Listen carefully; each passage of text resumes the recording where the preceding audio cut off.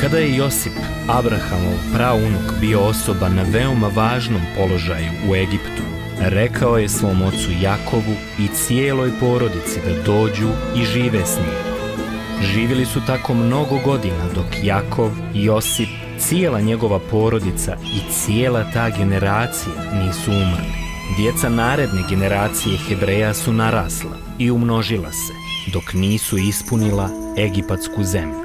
Novi faraon u to doba nije znao Josipa. Bio je veoma uplašen od tako uvećanog broja Hebreja, pa je rekao svom narodu: moramo razviti strategiju da ih spriječimo da se dalje umnožavaju, jer ako bi se udružili sa našim neprijateljima u ratu protiv nas, istjerali bi nas iz zemlje. Zato je faraon naredio da im se da još više posla kako bi ih ponizio. Međutim, što su ih više ponižavali i crpili od posla, njihov broj je bio sve veći. Egipćani su ih se sve više plašili, tako da su ih porobili i postali još stroži prema njima, dok ih nisu duhovno slomili.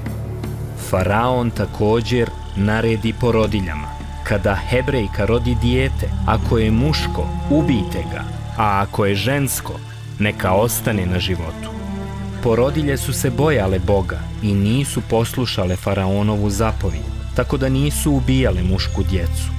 Kada je faraon pitao za razlog, rekle su: Hebrejke su veoma jake, nisu kao Egipćanke, porode se prije nego što mi stignemo do njih.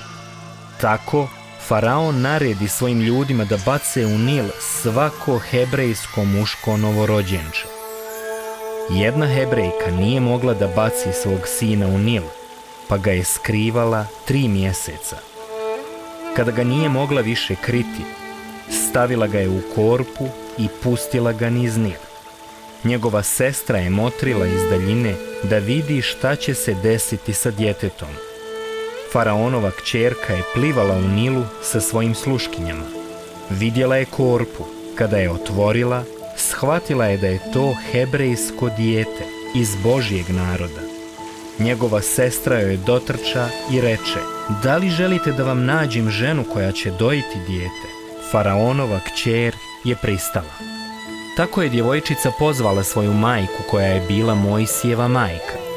Faraonova kćerka joj reče: uzmi ovo dijete i doji ga i ja ću ti platiti za to. I tako je bilo. Kada je dijete odraslo, ona ga vrati faraonovoj kćerki, koja ga je usvojila i dala mu ime Mojsije. Ona je odgajala Mojsija u svojoj palači i učila ga svoj egipatskoj nauci i mudrosti. Jednog dana je Mojsije posjetio svoj narod. Vidio je da Egipćanin tuče jednoga od njih, tako da ga je Mojsije napao, ubio i zakopao u pijesak. Idućeg dana je sreo 2 Hebreja koja su se svađala, pa upita jednog od njih: zašto se svađaš sa svojim bratom? Ovaj odgovori: ko je tebe učinio sudijom nad nama? Da li želiš i nas da ubiješ kako si ubio onog Egipćanina jučer? Mojsije se tada uplašio, jer je shvatio da su se glasine o njegovom zločinu proširile. Kada je faraon čuo za ovaj događaj, pokušao je da ubije Mojsija, ali je on pobjegao u pustinju, u daleki grad. Tamo je sreo čovjeka iz Midjana i oženio se njegovom kćerkom i radio je za njega kao pastir.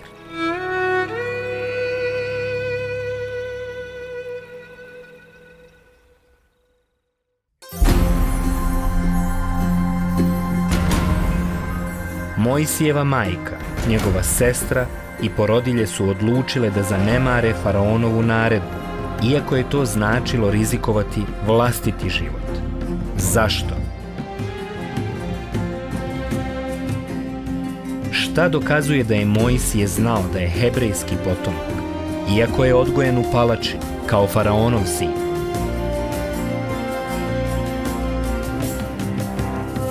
Jedan jedini događaj je Mojsiju potpuno promijenio život. Koji je događaj u potpunosti promijenio tvoj život?